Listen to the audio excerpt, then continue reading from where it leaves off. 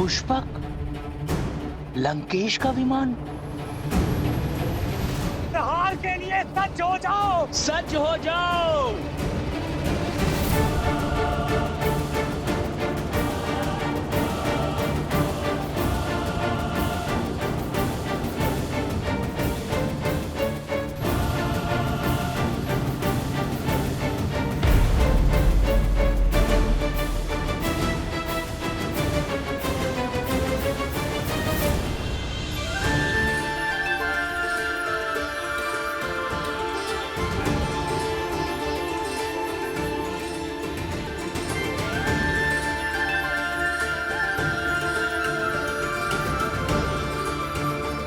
एक वनवासी का जीवन जीकर पिताश्री का वचन निभाएंगे। इससे पूर्व अयोध्या वासी खोजते हुए हमें यहाँ आ जाए। हमें गंगा पार करवा दीजिए। श्री रामचंद्र कृपालु भजु मन हरण भव भय दारुणम नव कंज लोचन कंज मुख कर कंज पद कंजारुणम कंदर्प गणित अमित छवि नव नीला नीरज सुंदर। प्रभु आप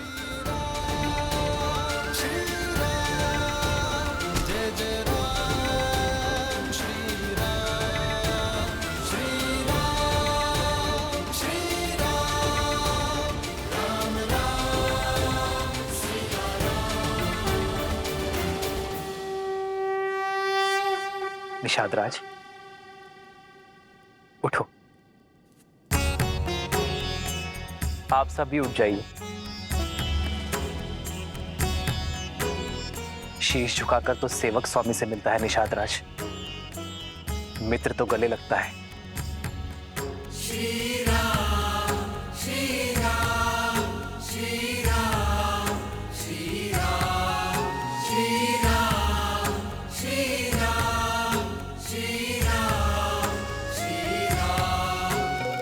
प्रभु आपका दर्शन पाकर ये निषाद राज स्वयं को संसार का राजा अनुभव कर रहा है। आप लौटे अर्थात आपका वनवास पूर्ण हुआ। पुष्पक विमान आपके आदेश में है, अर्थात पापी लंकेश का नाश हुआ। इतना बड़ा सम्मान मिलने के बाद भी आप हमको भूले नहीं।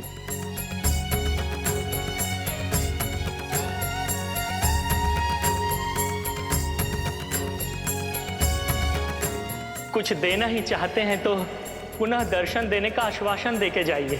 महादेव ने चाहा तो यही होगा। अपना वचन निभाने के लिए आप निषाद राज के घर आए। आपने हमारा जीवन तार दिया प्रभु।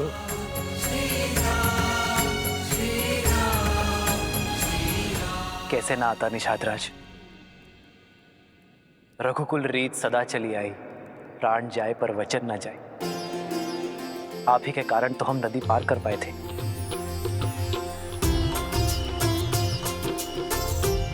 आप ही के कारण तो जीवन का लक्ष्य पाया। यदि आभार नहीं मिला लौट जाता तो यहाँ का पुण्य कैसे मिलता निषाद राज।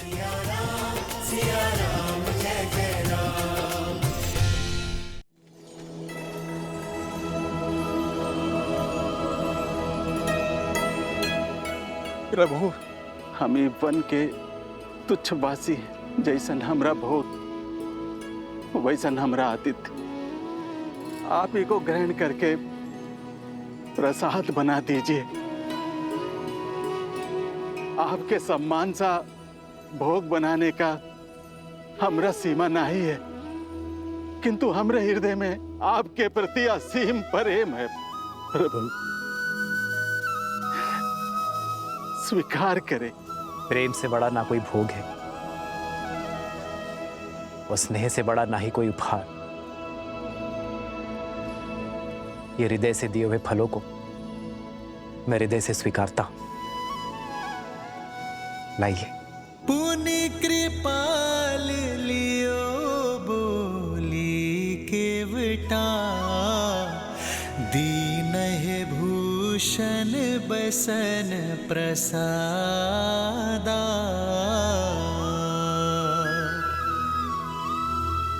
बचन सुनत उपजा सुख भारी, परयु चरण भरि लोचन बारी। आपके साथ और सहायता के लिए कोटि कोटि धन्यवाद। जो हाथ संकट में बड़ा वो सुख में भी साथ रहना चाहिए। इसलिए श्री राम के राज्य अभिषेक का पहला निमंत्रण स्वीकार करें। प्रभु प्रभु, पांव की धूल को माथे का तिलक बना रहे हैं। हम जैसे तुच्छ को अपने राज्याभिषेक में अतिथि बना रहे हैं। आपके समान कोई नहीं, कोई नहीं प्रभु, कोई नहीं।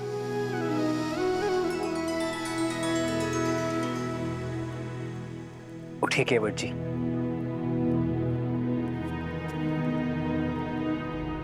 जब सूर्य का प्रकाश राजा और रंक में भेद नहीं करता, जब चंद्रमा की शीतलता उच्च नीच में अंतर नहीं करती, जब प्रकृति का कोई भी अंग समानता की परिभाषा को भंग नहीं करता, तो हम क्यों करें? और वैसे भी दुख के हर क्षण से लेकर सुख के हर क्षण तक जो साथ है, वही तो है सच्चा मित्र। आप भी भगवान हैं केवट जी। भगवान तो मनुष्य को भवसागर पार करवाते हैं, और आप एक क्लांत पथिक को।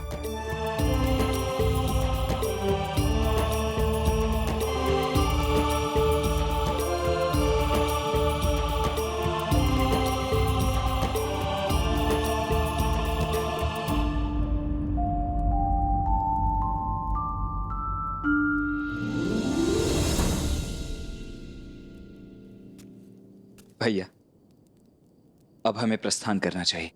दिन ढलने के साथ साथ अयोध्या वासियों की आस भी ढल रही होगी। हमारे वनवास का तो अंत हुआ, वहां अयोध्या वासियों की प्रतीक्षा का भी अंत होना चाहिए। हाँ लक्ष्मण भैया, हमारे साथ साथ कष्टों की अग्नि में उर्मिला भी तो जली है। उसका उठने का समय हो गया है।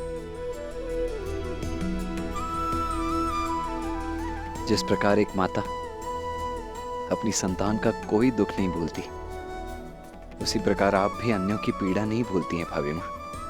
आप भी मत भूलिए लक्ष्मण भैया, श्री राम के होते कोई पीड़ा उनके परिवार या उनकी प्रजा को छू भी नहीं सकती। आप विश्वास रखिए, सब शुभ होगा और हम समय से पहुंच जाएंगे।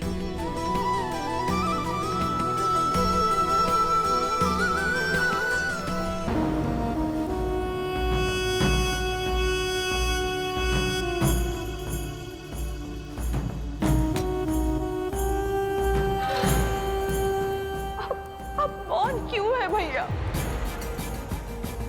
क्या आपको मेरे शब्द सुनाई नहीं दे रहे या समझ में नहीं आ रहे? अपनी जाति परिवार की इतनी बड़ी हानि जानकर भी यूं ही निश्चल रहोगे? जिसने राक्षसों के सिर से रावण रूपी छाव छीनी है, जिसने असुरों के हाथों से लंकेश रूपी ढाल छीनी है, राम की हार ही हमारे भाई का प्रतिशोध होगी भैया, और तुम्हारा प्रहार ही हमारा प्रतिकार होगा।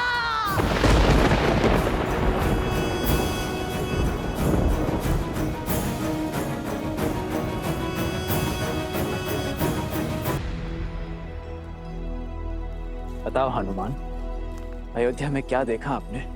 प्रतीक्षा, अपने भगवान के दर्शन की प्रतीक्षा।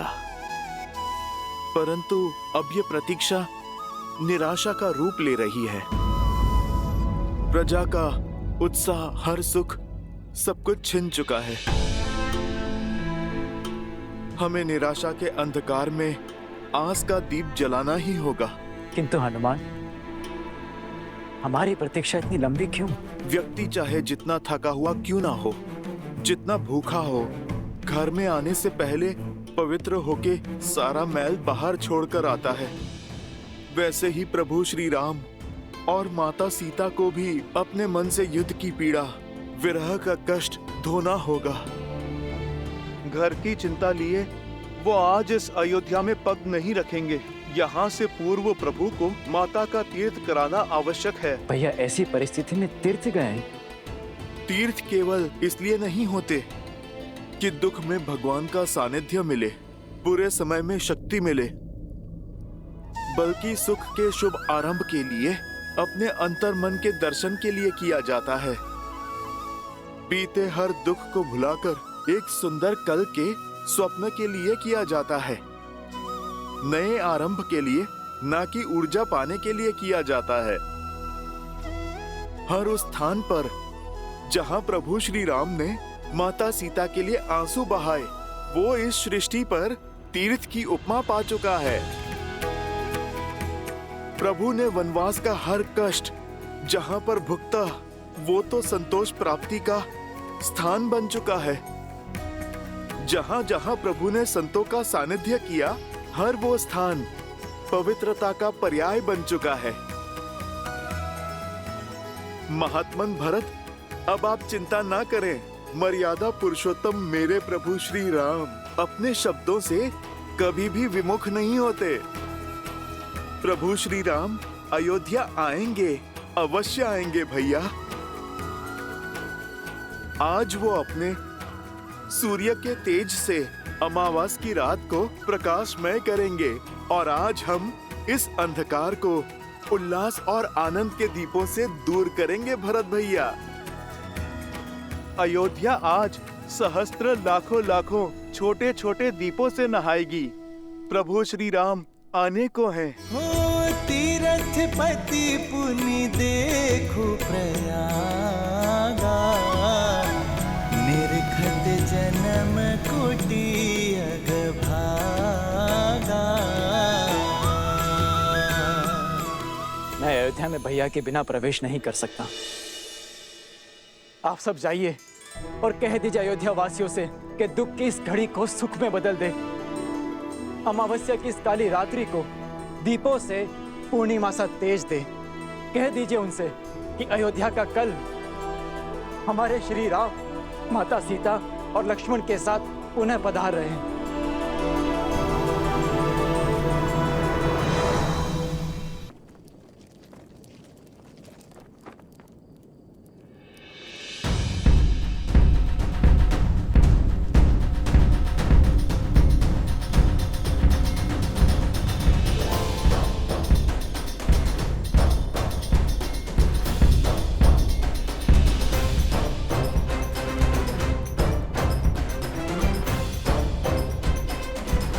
सुनो सुनो सुनो, सुनो नर नारी, सुनो अयोध्या सारी, सुने सरयू की धारा, सुने ये जग सारा। अब दुख का अवसाद नहीं, सुख का नाद होगा। बहुत हुई प्रतीक्षा, अब प्रस्तुत तपस्या का प्रसाद होगा। शांति और सम्मान लौट रहे हैं अयोध्या। मेरे भैया श्री राम लौट रहे हैं अयोध्या। सजा दो पूरी नगरी को, सजा दो हर घर के द्वार, हर आंगन में आनंद की रंगोली सजाओ, हर चौखट पे तोरण चढ़ाओ। पुष्प की भीनी सुगंध से पूरी नगरी को महका दो, और अमावस्या की इस काली रात्रि को दीपों के रोशन से मिटा दो, क्योंकि इस अयोध्या में प्राण लौट रहे हैं। मेरे भैया श्री राम आ रहे हैं। जय श्री राम, जय श्री राम, श्री राम, जय श्री राम, जय श्री राम, जय श्री राम, जय श्री राम, जय श्री राम, जय श्री राम। श्री राम लौट रहे हैं। कहीं ये झूठा आश्वासन तो नहीं? अब अगर श्री राम प्रभु नहीं लौटे ना, मेरे प्राण तो सच में चले जाएंगे। प्राण तो उर्मिला दीदी के जा सकते हैं, अगर मध्य रात्रि से पहले लक्ष्मण भैया ना लौटे तो। शुभ शुभ बोलो श्रीकीर्ति। अब अयोध्या में इतना बल नहीं कि एक और परीक्षा दे सके। संसार की सारी बाधाओं को दूर करके लौट रहे हैं मेरे भैया। बस उनके मार्ग में अब और कोई बाधा ना आए।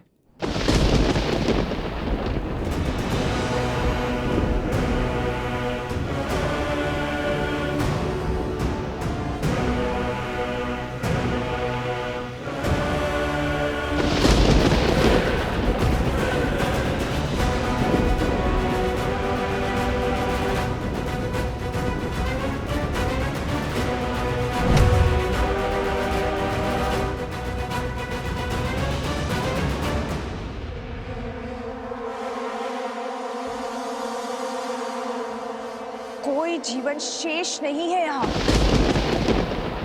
पवन भी जैसे आशा की नेक खो चुका है। देखते हैं ये सूखी धरती और शुष्क पवन की ये बाढ़ एक बहन की पुकार तोड़ सकती है या नहीं। भैया, भैया,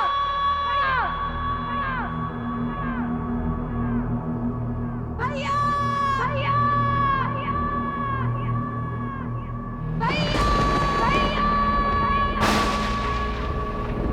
वर्षों से जिसने कष्ट में तुम्हें स्मरण तक नहीं किया, पीड़ा में तुम्हें पुकारा तक नहीं, आज वो बहन तुम्हारा आह्वान करती है।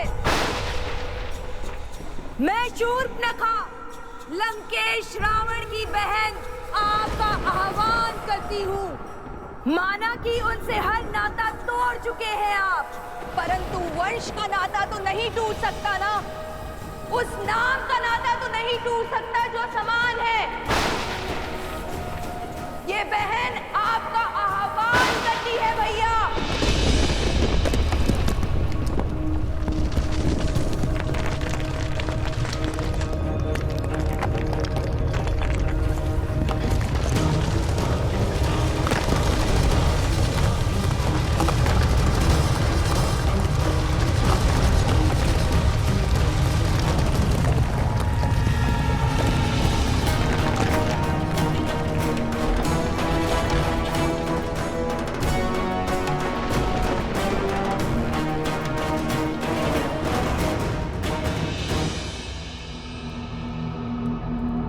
भैया,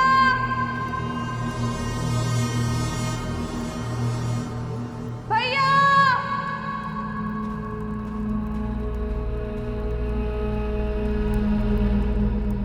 भैया,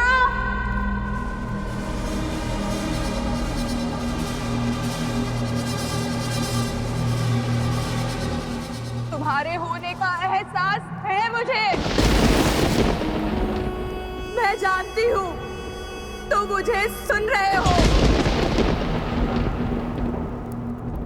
तो सुनो, हमारे प्रिय भैया रावण,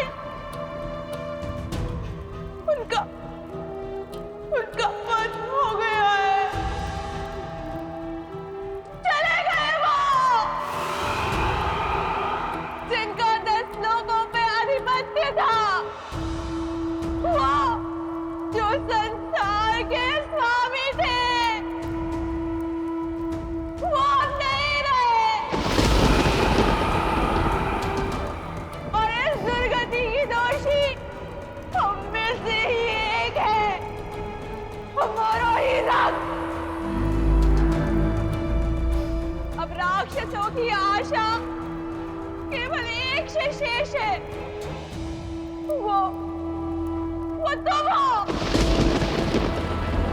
बताओ भैया, राक्षसों की शान उनके सम्मान को तार तार करने वाले को दर्द दोगे या नहीं? राक्षसों के भविष्य को तुम्हारी आवश्यकता है भैया। असुरों के कल को तुम्हारी आवश्यकता है। छल से छल्ली कर दिया था उन्होंने भैया को, माया से मारा था भैया को। आज ये बहन प्रतिशोध चाहती है, न्याय मांगती है। बोलो भैया, न्याय दोगे